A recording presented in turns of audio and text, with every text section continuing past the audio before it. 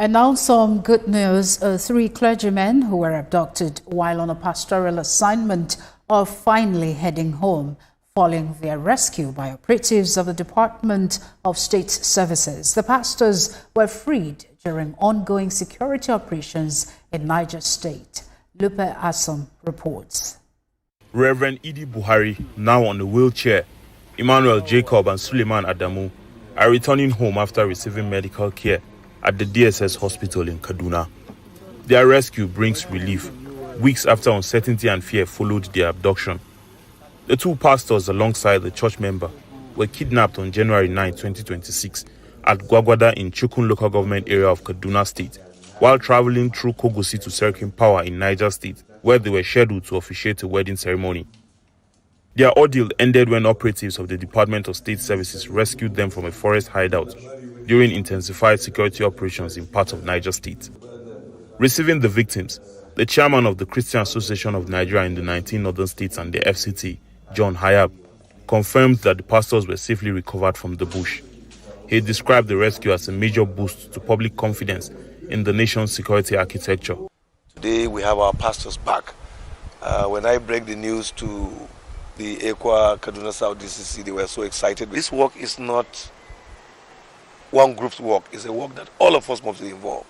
The security agencies, we, the faith leaders, the general public, we must come together. These evil people are not spirits, they are human beings.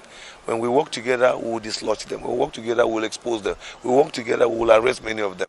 Meanwhile, the DSS operatives from Niger and Kaduna State commands, working jointly, also arrested 3 suspects linked to the kidnapping and an armed trafficking network operating across several states. The authorities say investigations reveal that the suspects were involved in transporting arms and ammunition along the Kwara, Niger, Katsina, and Kaduna axis. One of the suspects, identified as Kwalu, disclosed that the group used motor parks and remote rural routes to evade security checkpoints. He told investigators that the consignment was received at Tegina Motor Park in Niger State and handed over to Kau, who then passed it on to Iro Malam Iro for onward delivery. According to the Department of State Services, Iro transported the ammunition from Tegina to Sabwa local government area in Katsina, where it was delivered to an unidentified recipient after being directed to use specific routes to avoid detection. Payments for the operation ranged from 50,000 naira for collection, 5,000 naira for middleman duty, and 20,000 naira for courier services. During interrogation, Kwalo claimed he was deceived into handling the consignment, alleging he was told it contained tantalite, a precious stone hidden in sacks of millet, to prevent theft.